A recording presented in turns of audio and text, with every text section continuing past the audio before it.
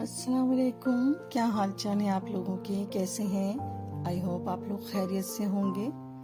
अल्हम्दुलिल्लाह मैं भी खैरियत से हूँ। तो जनाब, सुबह हो गई है और सुबह होते ही सबसे पहला ख्याल ये आता है कि भाई अभी पहले नाश्ता बनाना है। नाश्ता बनाने के बाद फिर ख्याल आता है कि अभी तो दोपहर का खाना बनाना है, शाम की चाय और फिर रात का खाना। तो बस जी इसी सोच के साथ सुबह उठ गई, नाश्ता बनाया, नाश्ता किया। तो बस अल्लाह ताला जो है उसने हम सब के लिए काम मुख्तस किए हैं, तो हमारी ही हैसियत के मुताबिक हमें घर की जिम्मेदारी दी है, मतलब औरतों को घर की जिम्मेदारी दी है जो बखूबी अदा करती हैं औरतें। और मैं तो बहुत ही शौक से करती हूँ, अपने शौहर और बच्चों के लिए बहुत दिल से खाना बनाती हूँ, बहुत दिल से उनकी खिदमत करती हूँ।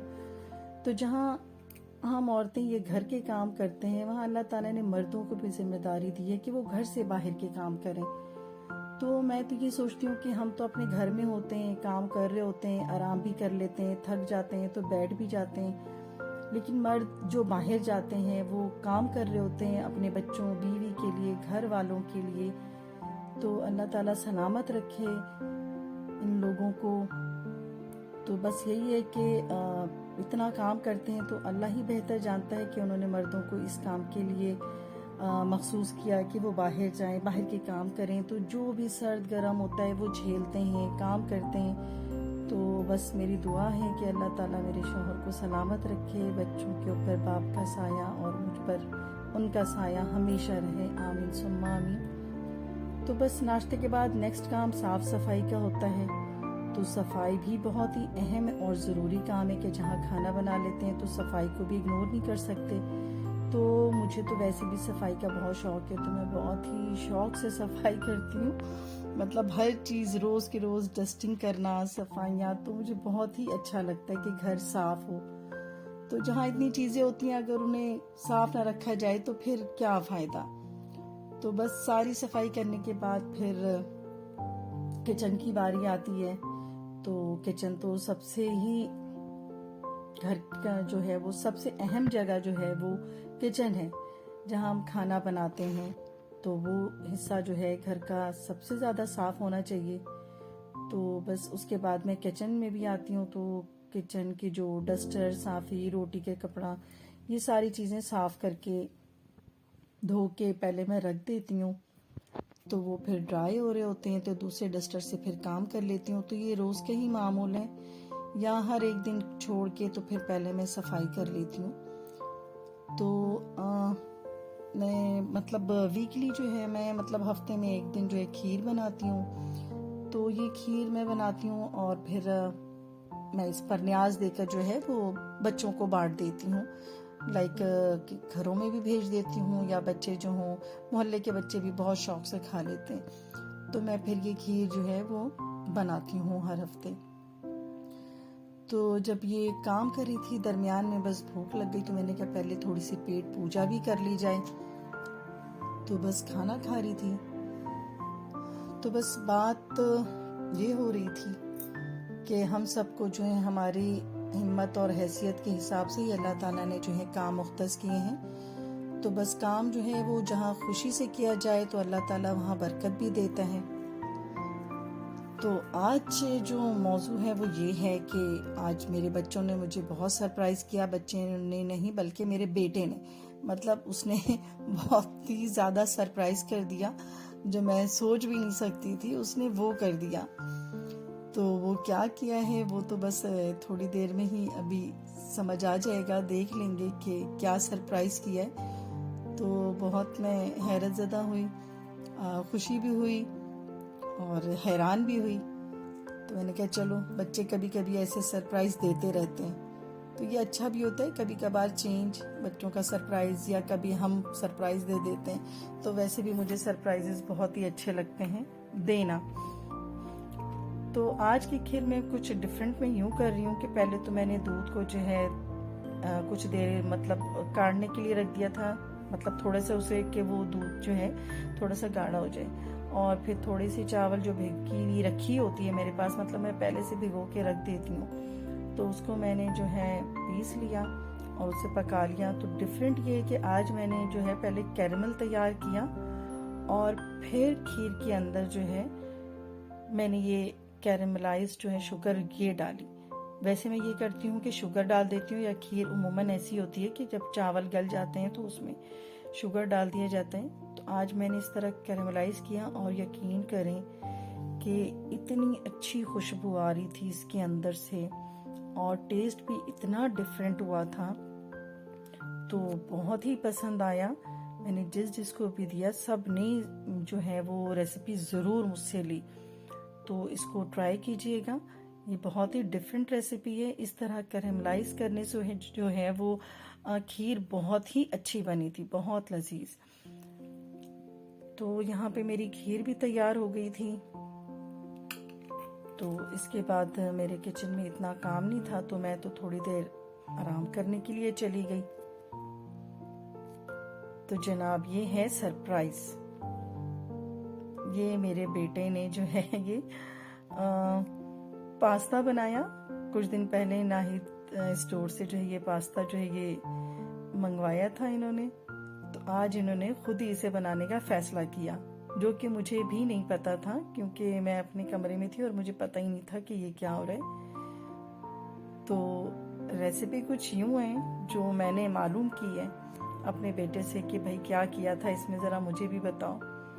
तो रेसिपी यूं है कि ब्रेस्ट पीस के मैरिनेशन के लिए सबसे पहले इन्होंने पॉट में अदरक लहसुन डाला है, इसमें काली मिर्चें पिसी हुई, वाइट मिर्च, नमक, पिसी मिर्च थोड़ी सी, और उसके बाद सोया सॉस, चिली सॉस और विनेगर, ये तमाम चीज़ें डाल के तो ये ब्रेस्ट पीस को इसके अंदर मैरिनेट करके रख दिया। तकरीबन आधे घंटे रख दिया है इसमें।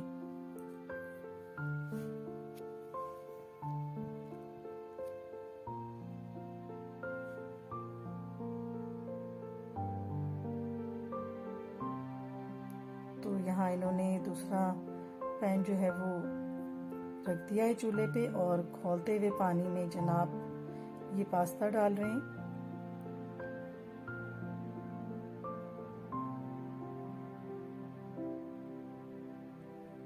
और इसके अंदर जो है थोड़ा सा ऑयल और नमक ऐड कर दिया है। अच्छा, ऑयल डालने का मकसद ये होता है कि इससे जो पास्ता होता है वो स्टिकी नहीं होते और खिले खिले और निखरे हुए होते हैं। तो ये एक साइड पर ये बॉईल हो रहा है और दूसरी तरफ पैन ऑन कर लिया है इसके सॉस बनाने के लिए। तो पैन में पहले जो है बटर डाल दिया है 1 चम्मच और 2 चम्मच के करीब इसके अंदर इन्होंने मैदा डाल दिया है। अच्छा, मैदे को और इसमें जो बटर में डाल के ना थोड़ी देर सौते करते हैं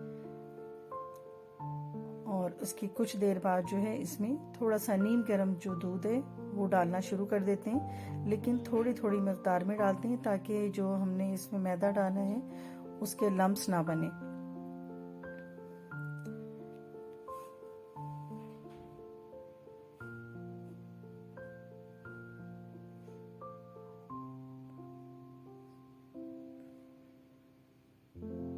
तो यहाँ पर जो है आई थिंक चूल्हा बंद हो गया इन लोगों से और जल नहीं रहा है, क्योंकि ये बच्चे तो वैसे किचन में नहीं आते और आ गए हैं तो ये काफ़ी परेशान हो रहे हैं। अच्छा, हम लोगों की तो डेली का काम है, आराम से हर चीज़ हैंडल कर लेते हैं, साफ़ सफाई भी कर रहे होते हैं, खाना भी बना रहे होते हैं, तो कोई ऐसी टेंशन नहीं होती है। लेकिन बच्चे जब किचन में जाते हैं तो मुझे बहुत टेंशन हो जाती है, क्योंकि उस फैलावे से मुझे टेंशन हो जाती है जो बच्चे करके निकल आते हैं। लेकिन जब इन लोगों ने ये पास्ता बनाया तो मैं बड़ी हैरान हो गई कि इन लोगों ने और ज़्यादा सरप्राइज़ कर दिया मुझे, जब किचन भी ये लोग बिल्कुल साफ़ करके निकले। तो इन्हें पता है कि मुझे बिल्कुल गंदगी पसंद नहीं है, तो ये सब काम करने के बाद इन्होंने किचन भी पूरा साफ़ कर दिया था। अच्छा, तो अब मेरे ख्याल में इस सॉस में मसाले डालने का टाइम आ गया। तो इसमें नमक डाला है पहले और थोड़ी सी काली मिर्च पिसी हुई, ब्लैक पेपर और साथ ही वाइट पेपर भी थोड़े ही डाला है, चिली फ्लेक डाले हैं अच्छा, इसमें ये है कि हर चीज़ मतलब बहुत ही मामूली मिकदार में डालते हैं, क्योंकि अल्फ्रेडो पास्ता है तो ये वैसा चटपटा नहीं होना चाहिए, ना ये होता है।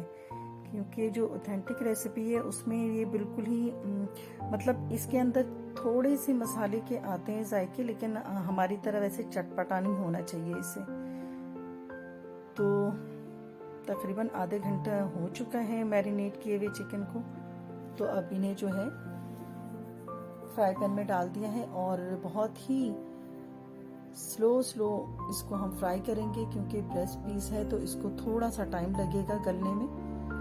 तो इसको बिल्कुल धीमी आंच पर जो है वो पकाएंगे। अच्छा, सॉस में एक तरफ जो है वो मशरूम डाल रहे हैं। तो मशरूम को जब टिन से निकाला तो उन्हें पहले वॉश कर लिया था और फिर उन्हें स्लाइस करके थोड़े से सिरके में डिप करके रख दिया था। तो बस इसके बाद कुछ नहीं किया। फिर वो जो है सिरका, वो हमने विनेगर जो था उन्हें डिस्कार्ड कर दिया और सिर्फ मशरूम उसमें डाल दिए। यहाँ पर ये पास्ता भी बॉईल हो चुके हैं। तो अब इसी सॉस में जो है इस पास्ते को ऐड कर देंगे, शामिल कर देंगे, या सॉस उसमें डाल दें या पास्ता, बात एक ही है। तो उस बस पास्ते को इसके अंदर डाल दिया है। अच्छा, इस पॉइंट पे आके जो है यहाँ चीज़ भी डाल दिया है। क्यूब्स में कट के डाल दें या रफली चॉप करके डाल दें, क्योंकि उसके बाद फिर वो सारे मेल्ट हो जाते हैं। और चीज़ की बात ये होती है कि जब आप ये पास्ता खा रहे होते हैं और उसके स्प्रिंग्स बनते हैं तो बच्चे इतना खुश होते हैं, तो उन बच्चों को बहुत ही ज़्यादा पसंद आते हैं कि जब वो चीज़ के स्प्रिंग बन रहे होते हैं तो वो तो फिर मेल्ट ही हो जाते हैं। तो यहाँ पर ये बेसिल सॉस है वो भी ऐड कर दिया है। अच्छा, बेसिल सॉस से जो है वो टेस्ट बिल्कुल ही मतलब इतना अच्छा हो जाता है। तो ये भी ना लाजमी इसके अंदर डालें, इससे टेस्ट बहुत ही अच्छा आ जाता है।